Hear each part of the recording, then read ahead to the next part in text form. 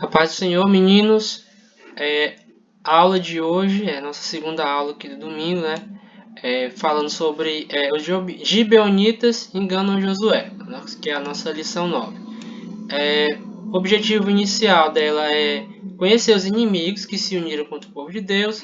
O segundo é explicar a astúcia aqui dos gibeonitas. E terceiro é expor como o juiz e a misericórdia de Deus atuaram no episódio deles, dos gibeonitas no caso. A introdução vai dizer o seguinte: as notícias a respeito da vitória sobre Jericó e Ai espalharam-se rapidamente, né?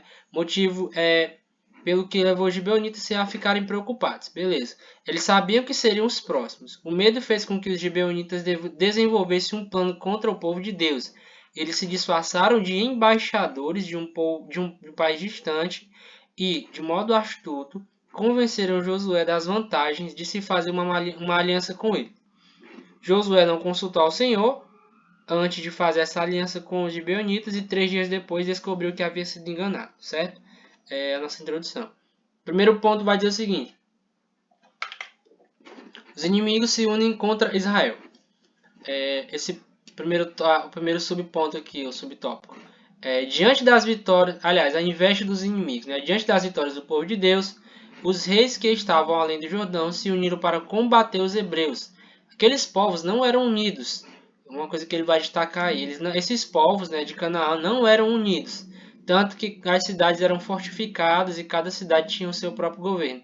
No entanto, agora, com a bênção de Deus, como a bênção de Deus estava para chegar, um levante organizado ameaça o povo de Deus. A igreja do Senhor igualmente passa pelos mesmos problemas. O inimigo se une para desestabilizar a obra. O que ele quer dizer nesse ponto aí é que quando o povo de Deus chegou em Canaã para tomar a terra prometida, o povo, né, as nações idólatras, eles se uniram, fizeram uma coalizão para tentar confrontar o povo de Israel.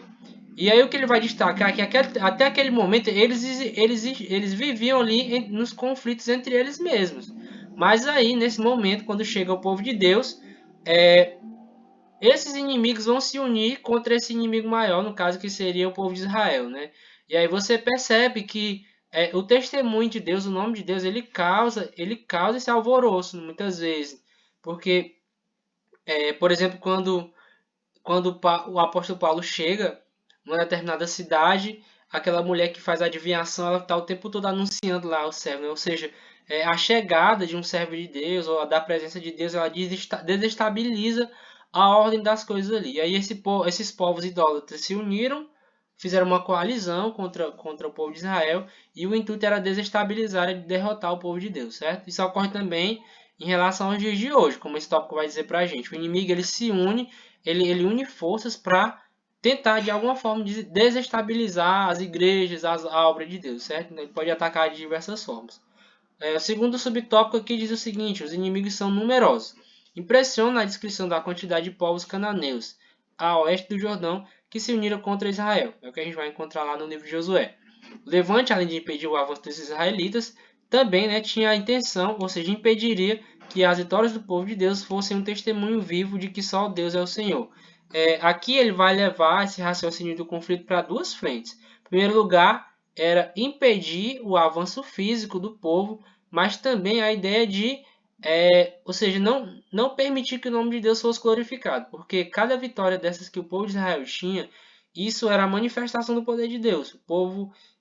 Deus era glorificado através dessas vitórias, até porque Deus se comprometeu com o povo, né? Então, cada derrota que o povo sofresse, isso comprometeria a própria imagem de Deus, certo? Então, o povo, ele tinha os povos idólatras, os cananeus no caso, eles tinham o objetivo tanto de impedir Israel, como também de impedir o próprio Deus em si. Lembrando que eles adoravam a outros deuses, certo? O mal atua em várias frentes. Os cananeus se ajuntaram para combater, que é o nosso terceiro aqui subtópico, combater Israel de modo ardiloso e mentiroso. No Novo Testamento, a palavra grega, essa palavra correspondente à astúcia, é essa palavra aqui, panorgia, podendo significar artimanha, sagacidade ou sabedoria ilusória ou falsa, e foi usado quando Paulo expressou sua preocupação com que os coríntios fossem enganados pelo inimigo. Eva também foi iludida, Josué também foi iludido. Então a gente tem aí algumas pessoas que foram enganadas, né, com essa coisa da artimanha. Josué também, nós, se quisermos vencer o mundo, a carne e o inimigo, precisamos ter vigilância. Ou seja, aquelas palavras perigosas, aquelas coisas que muitas vezes, aquelas pregações que dizem o que a gente quer ouvir, muitas vezes é muito necessário que a gente não se permita enganar, né? Nem todo mundo que está com o microfone pregando em nome do Senhor está realmente comprometido com Deus. Isso sem falar dos enganos mais claros e mais comuns do dia a dia. Então, esse tópico da lição convida para que a gente seja esperto, né? Para que a gente mantenha os ouvidos atentos, certo? As aparências enganam. O segundo tópico aí, primeiro subtópico vai dizer que as aparências enganam. Os gibeonitas fizeram uma encenação a fim de seduzir o povo de Deus. Eles se disfarçaram muito bem, a ponto de enganar um general experiente como Josué. O inimigo das nossas vidas também utiliza dessas estratégias, né? Ele mostra sempre o lado bom das coisas. Muito importante lembrar disso. O diabo sempre mostra o lado bom das coisas. Se você digitar Lúcifer no Google Imagens, você vai ver um monte de diabo bonito lá, né? Ou seja, o diabo ele não tem interesse de aparecer para a gente como um mal. Ele sempre tem interesse de aparecer como bem. Josué e os príncipes de Israel se deixaram levar pelas aparências, certo? E isso aí é muito importante para a gente, né? Muito, muito importante mesmo para qualquer momento da nossa vida, certo?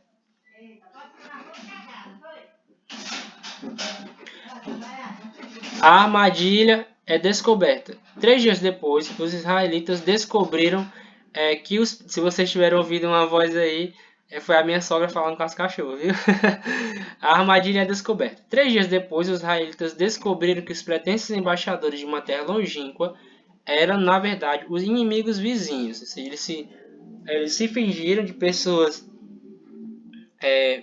ali que eram de muito longe, que tinham interesse de fazer uma aliança, mas na verdade eram inimigos próximos ali, gente de Canaã mesmo, da terra que os judeus deviam ocupar. No entanto, Deus aqui não ficou irado, porque a indignação era justa. O princípio da autoridade e submissão estabelece o respeito incondicional à liderança, desde que essa se conduza no centro da vontade do Senhor. O que esse tópico está querendo dizer para a gente aqui é que nesse momento o povo de Deus ele também ficou indignado. Assim como em algumas situações no deserto, o povo também ficou indignado. A diferença aqui é que Deus não ficou irado. Por quê? Porque aqui a indignação fazia sentido. Dentro do contexto do deserto, como Moisés estava conduzindo o povo de acordo com a vontade de Deus, aquela indignação do povo ela tinha que ser punida, porque o povo estava se indignando contra o próprio Deus de maneira injusta. Não havia fundamento para se indignar contra Deus. Mas agora que no caso, a indignação do povo foi justificada por conta de um erro dos líderes, dos príncipes, dos sacerdotes lá, Josué principalmente, porque eles não consultaram a Deus e fizeram aliança com o povo inimigo. Então, nesse caso aqui, Deus foi justo e não ficou indignado com o povo, certo? A gente vê que há uma diferença, certo? Que Deus ele tem noção das coisas, né? Digamos assim. Beleza? Terceiro subponto aí, a manutenção da aliança. Josué e os príncipes da congregação não mudaram os termos da convenção de paz. Os gibeonitas eles se fingiram para forjar um acordo de paz, mas como o nome de Deus ficou no meio desse propósito, Josué, usando de sabedoria, não desfez o acordo, né? Por quê? É pecado, né? Ele vai dizer que é pecado usar o nome de Deus em vão. Que ele vai dizer aqui pra gente, certo? Ele vai dizer que é pecado usar o nome de Deus em vão. Por exemplo, Saul, depois, posteriormente, ele quebrou essa aliança que foi feita com os gibeonitas e isso trouxe infortúnios para Israel. Ou seja, porque não é só um compromisso do homem, certo? Quando o nome de Deus está envolvido, é sempre bom lembrar que não é só o nosso nome que está envolvido, certo? Não é só o nosso CPF que vai ser negativado, ou seja, a imagem de Deus, a nossa imagem como cristãos vai ser comprometida, certo? Então é muito importante que a gente faça essa diferenciação, beleza? Então, por conta disso, eles mantiveram essa aliança com o povo. Aliás, e aí Deus vai dizer o seguinte, ele aguarda o cumprimento das alianças, inclusive no casamento. Ele citou esse exemplo aqui do casamento porque a gente tem visto muitas separações e muitas dissoluções de casamento, e o que ele vai destacar dentro desse fato é que o casamento também é um compromisso, e muitos compromissos, a maioria dos casamentos que são feitos no Brasil, por exemplo, são feitos diante de um compromisso com Deus, né? Casamentos católicos, evangélicos, e aí esse compromisso, é muito, muito importante lembrar que esse compromisso precisa ser mantido porque o nome de Deus foi envolvido. uma história de juízo e misericórdias. Os gibeonitas são punidos. Quando viu que havia sido enganado, Josué ficou bravo. Tudo porque os príncipes da congregação não consultaram ao Senhor, certo? Isso aqui é o cerne da lição, é isso aqui, é tomar decisões sem consultar o Senhor. Estamos vivendo tempos difíceis e trabalhosos em que os enganadores têm tentado destruir a igreja e a fé dos crentes, trazendo heresias, modismos e pseudo, ou seja, falsa espiritualidade. Nós temos que ser vigilantes. Aqui ele está falando de ataques que a igreja sofre de dentro para fora. É muito importante que a gente esteja vigilante, com conhecimento básico da Bíblia, conhecimento mínimo da Bíblia, para que a gente não seja pego nessas heresias, certo? Mesmo as heresias modernas, as novas, é muito importante que a gente busque reconhecer cada uma delas para que a gente não seja enganado. E aí ele vai dizer o seguinte: uma significativa mudança na punição do povo. Né? Os príncipes sugeriram que os gibeonitas fossem escravos de toda a congregação, mas Josué fez uma significativa alteração e tornou-os escravos do santuário de Deus. A justiça de Deus atua sempre em favor daqueles que estão arrependidos, como neste caso os gibeonitas. Eles queriam preservar a própria vida, mesmo com o erro, Deus teve misericórdia deles, certo? E aí, para finalizar aqui os tópicos, bênção no lugar de maldição.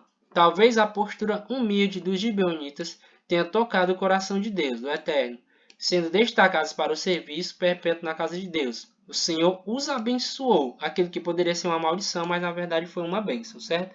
Assim, os gibeonitas se transformaram em uma bênção para Israel. Aprendemos com tal propósito que a misericórdia divina triunfa no juízo, certo?